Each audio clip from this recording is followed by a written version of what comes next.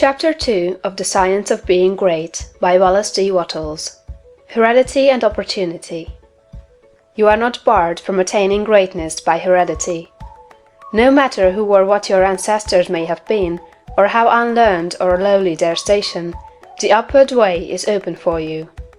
There is no such thing as inheriting a fixed mental position.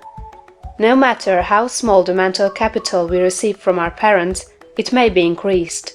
No man is born incapable of growth. Heredity counts for something. We are born with subconscious mental tendencies, as for instance, a tendency to melancholy or cowardice, or to ill temper. But all these subconscious tendencies may be overcome. When the real man awakens and comes forth, he can throw them off very easily. Nothing of this kind need keep you down. If you have inherited undesirable mental tendencies, you can eliminate them and put desirable tendencies in their places. An inherited mental trait is a habit of thought of your father or mother impressed upon your subconscious mind. You can substitute the opposite impression by forming the opposite habit of thought. You can substitute a habit of cheerfulness for a tendency to despondency. You can overcome cowardice or ill temper. Heredity may count for something too, in an inherited conformation of the skull. There is something in phrenology, if not as much as its exponents claim. It is true that the different faculties are localized in the brain, and that the power of a faculty depends upon the number of active brain cells in its area. A faculty whose brain area is large is likely to act with more power than one whose cranial section is small. Hence, persons with certain conformations of the skull show talent as musicians, orators, mechanics, and so on. It has been argued from this that a man's cranial formation must, to a great extent, decide his station in life, but this is an error. It has been found that a small brain section, with many fine and active cells, gives as powerful expression to faculty as a larger brain with coarser cells.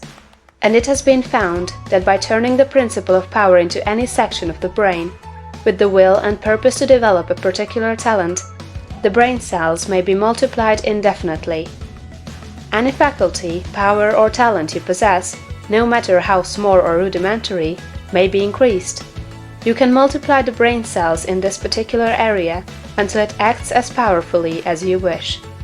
It is true that you can act most easily through those faculties that are now most largely developed. You can do, with the least effort, the things which come naturally, but it is also true that if you make the necessary effort, you can develop any talent. You can do what you desire to do, and become what you want to be. When you fix upon some ideal, and proceed as hereinafter directed, all the power of your being is turned into the faculties required in the realization of that ideal.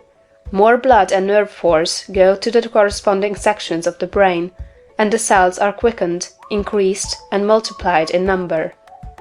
The proper use of the mind of man will build a brain capable of doing what the mind wants to do. The brain does not make the man makes the brain. Your place in life is not fixed by heredity, nor are you condemned to the lower levels by circumstances or lack of opportunity. The principle of power in man is sufficient for all the requirements of his soul.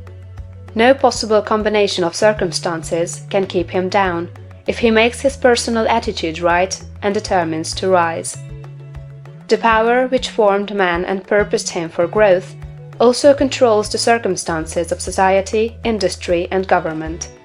And this power is never divided against itself.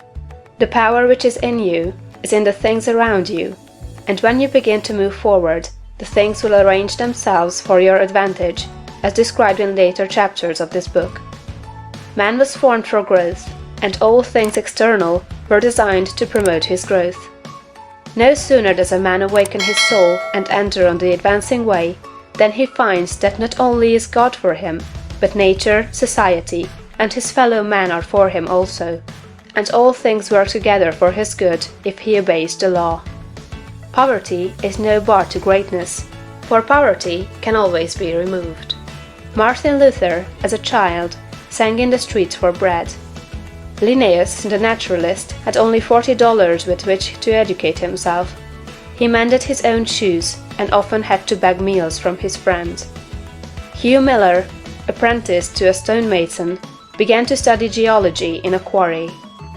George Stephenson, inventor of the locomotive engine and one of the greatest of civil engineers, was a coal miner working in a mine when he awakened and began to think. James Watt was a sickly child and was not strong enough to be sent to school.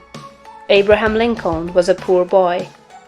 In each of these cases, we see a principle of power in the man that lifts him above all opposition and adversity.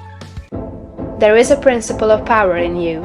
If you use it and apply it in a certain way, you can overcome all heredity and master all circumstances and conditions and become a great and powerful personality. End of chapter 2.